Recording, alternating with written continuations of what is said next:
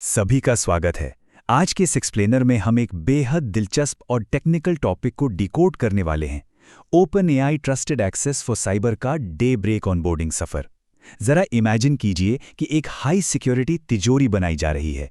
उसके लिए क्या चाहिए होता है? एक परफेक्ट ब्लूप्रिंट, राइट?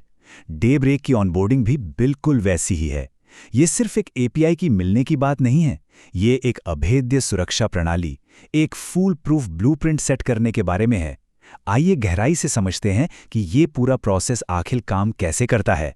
तो चलिए जल्दी से आज के रोड मैप पर नजर डाल लेते हैं। हम शुरुआत करेंगे कि आखिर डे ब्रेक है क्या। फिर बात करेंगे ऑनबोर्डिंग और अप्रूवल की। इसके बाद सही सेटअप और एपीआई, इंटरनल ओनली और जेडडीआर के कड़े नियम। फिर वेरिफिकेशन और टेस्टिंग, और आखिर में सबसे जरूरी ट्रबल शूटिंग, यानी अगर कुछ गलत हो जाए तो क्या करें। काफी कुछ है कवर करने को, तो चलिए शुरू करते हैं। चलिए पहले हिस्से से शुरुआत करते हैं। डे ब्रेक क्या है और इसकी सिक्योरिटी बाउंड्रीज कैसे तय होती हैं। सबसे पहले ये क्लैरिफाई करते हैं कि हम असल में किस चीज से डील कर रहे हैं। देखिए, डे ब्रेक कोई एक सिंगल मॉडल नहीं है। इसमें एक्सेस के अलग अलग लेवल्स होते हैं, मुख्य रूप से डे ब्रेक ब्लू और डे ब्रेक रेड। और यहां सबसे बड़ा कैच क्या है? इन दोनों की एलिजिबिलिटी यानी योग्यता बिल्कुल अलग अलग है। मान लीजिए एबीसी प्राइवेट लिमिटेड नाम की कोई कंपनी है और उन्हें डे ब्रेक ब्लू का एक्सेस मिल गया। इसका मतलब ये कतई नहीं है कि उन्हें रेड का एक्सेस भी ऑटोमेटिकली मिल जाएगा। बिल्कुल नहीं। रेड के लिए एक सेपरेट, एकदम अलग अप्रूवल प्रोसेस से गुजरना पड़ता है। सिक्योरिटी के लिहाज से ये सेपरेशन सच में बहुत क्रूशल है। और ये जो डिटेल्स हैं, ये इस बात को बहुत ही बेहतरीन तरीके से समझाती हैं। जब डेवलपर्स कोड लिखते हैं तो वो एपीआई एलियस यूज करते हैं, जैसे जीपीटी डे ब्रेक ब्लू। सुनने में सिंपल लगता है ना, लेकिन बैकएंड में अंडर द हुड ये सीधा जीपीटी 5.6 सोल मॉडल आईडी से कनेक्ट होता है। इसी तरह जीपीटी डे ब्रेक रेड का सीधा कनेक्शन जीपीटी 5.6 साइबर से होता है। ये मैपिंग इसलिए इतनी सटीक रखी गई है ताकि एक्सेस को बिल्कुल पिन पॉइंट एक्यूरेसी के साथ सिक्योर रखा जा सके। आगे बढ़ते हैं हमारे दूसरे सेक्शन की तरफ, ऑनबोर्डिंग और अप्रूवल। चलिए देखते हैं कि पहले दिन तक का यह सफर कैसे तय होता है। अब एक्सेस लेवल्स तो क्लियर हो गए, पर एक एंटरप्राइज को यह एक्सेस मिलता कैसे है? बाहर से देखने में यह एक टिपिकल ब्यूरोक्रेटिक प्रोसेस लग सकता है, लेकिन अगर हम इसे छोटे छोटे माइलस्टोन्स में बांट दें तो यह बहुत सीधा है। शुरुआत होती है इनटेक से, यानी फॉर्म सबमिशन। इसके बाद आता है सबसे क्रूशियल स्टेप, केवाईबी, यानी नो योर बिजनेस वेरिफिकेशन। यहां ध्यान देने वाली बात यह है कि पर्सोना के जरिए आने वाला वेरिफिकेशन ईमेल सीधे उस एडमिन कॉन्टैक्ट को जाता है जिसका नाम इनटेक फॉर्म में दिया गया था। इसके बाद एलिजिबिलिटी डिसीजन लिया जाता है और फाइनली प्रोजेक्ट को इनेबल कर दिया जाता है। हर एक स्टेप अगले स्टेप की मजबूत नींव रखता है। चलिए अब बात करते हैं तीसरे हिस्से की, सही सेटअप और एपीआईज। यही वो जगह है जहां असली ब्लूप्रिंट तैयार होता है। अप्रूवल तो मिल गया, लेकिन अब असली टेक्निकल काम शुरू होता है। और सच बताऊं तो सबसे ज्यादा कॉन्फ़िगरेशन मिस्टेक्स यहीं पर होती हैं। इसे इनेबल करने का एक बहुत ही सख्त 2 स्टेप प्रोसेस है। प्रोजेक्ट सेटिंग्स के लिमिट सेक्शन में जाकर सिर्फ डे ब्रेक का टॉगल ऑन करना ही काफ़ी नहीं है। जी हाँ, सिर्फ इतना काफ़ी नहीं है। इसके साथ साथ उस स्पेसिफिक मॉडल को भी मैन्युअली इनेबल करना होगा, जैसे कि GPT-Daybreak-Blue। अगर एक भी स्टेप मिस हुआ तो समझ लीजिए मॉडल एक्सेस काम नहीं करेगा। तो यहाँ सबसे अहम पॉइंट क्या है? इसे द फ्रेश की रूल कहते हैं। डे ब्रेक इनेबल करने के बाद अगर पुरानी एपीआई कीज का ही इस्तेमाल किया तो सिस्टम उसे तुरंत रिजेक्ट कर देगा। लिटरली तुरंत। पुरानी कीज को नए एक्सेस के बारे में कुछ पता ही नहीं होता। इसलिए एक एकदम नई फ्रेश एपीआई की जनरेट करना या प्रोजेक्ट क्रेडेंशियल्स को रिफ्रेश करना कोई ऑप्शन नहीं है, ये एक एब्सोल्यूट नेसेसिटी है। अब हम एंटर करते हैं सेक्शन 4 में, इंटरनल ओनली और जीडीआर नियम। यहां हम बात करेंगे सख्त कंप्लायंस स्थापित करने की।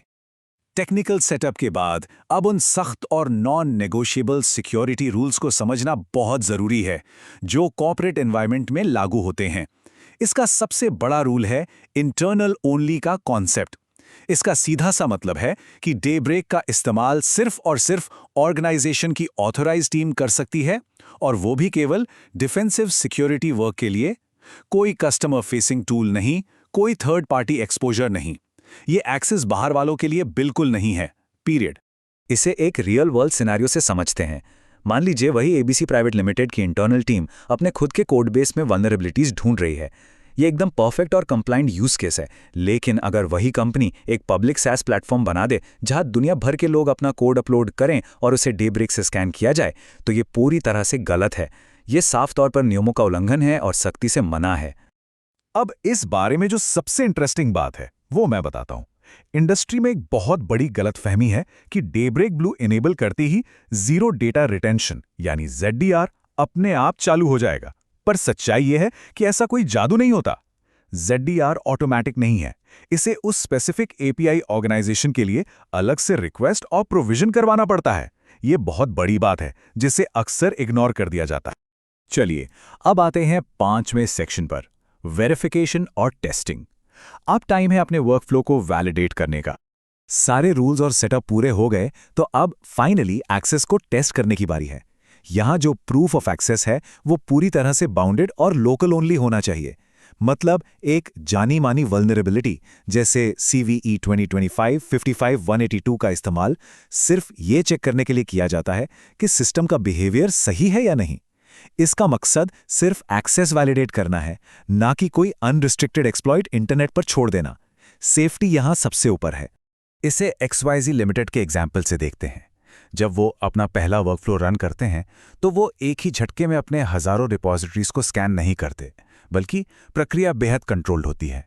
वो कोडेक्स सिक्योरिटी प्लगइन का यूज करके एक बहुत ही छोटे स्पेसिफिक रिपॉजिटरी को टारगेट करते हैं। शुरुआत सिर्फ एक ब्रांच से होती है, अलर्ट्स लिमिटेड रखे जाते हैं और सबसे अहम बात, ह्यूमन इन द लूप, यानी जो भी फाइंडिंग्स आए उसे एक इंसान जरूर चेक करे। सब कुछ बहुत लिमिटेड और कंट्रोल्ड होना चाहिए। और अब हम पहुंच गए हैं अपने आखिरी सेक्शन पर, ट्रबल शूटिंग। API रिफ्यूजल के सिरदर्द को कैसे सॉल्व करें। ये एक ऐसी सिचुएशन है जो अक्सर पैनिक क्रिएट कर देती है। अगर API रिक्वेस्ट रिफ्यूज हो जाए तो क्या इसका मतलब है कि डेवरे का एक्सेस कैंसिल हो गया? तो पैनिक करने की कोई जरूरत नहीं है। इसका जवाब है बिल्कुल नहीं। रिफ्यूजल का मतलब यह नहीं है कि एक्सेस हमेशा के लिए छिन गया। अक्सर इसके पीछे बहुत ही छोटी सी टेक्निकल मिसमैच होती है। इसी के लिए ये 6 पॉइंट ट्रबल शूटिंग चेकलिस्ट काम आती है। इसे एक क्विक हेल्थ चेक की तरह सोचिए। क्या सही ऑर्गेनाइजेशन लॉग्ड इन है? क्या सच में उस लेवल के लिए एलिजिबिलिटी है? क्या लिमिट्स में डेब्रेक इनेबल किया गया है? क्या स्पेसिफिक मॉडल इनेबल किया है? क्या एकदम फ्रेश क्रेडेंशियल बनाए गए हैं? और क्या API एलियास सही इस्तेमाल हुआ है? ज्यादातर टाइम बस गलत प्रोजेक्ट स्पेस यूज हो रहा होता है या पुरानी की इस्तेमाल की जा रही होती है। ये चेकलिस्ट तुरंत प्रॉब्लम सॉल्व कर देती है। लेकिन मान लीजिए चेकलिस्ट के बाद भी बात नहीं बनी, तब क्या? तब सपोर्ट को इन्वॉल्व करना होता है। सबसे पहले गलत सेटअप पर बार बार टेस्ट करना तुरंत रोक दें। फिर सही प्रोजेक्ट की पहचान करें और जब OpenAI सपोर्ट से कांटेक्ट करें तो हवा में बात करने से काम नहीं चलेगा।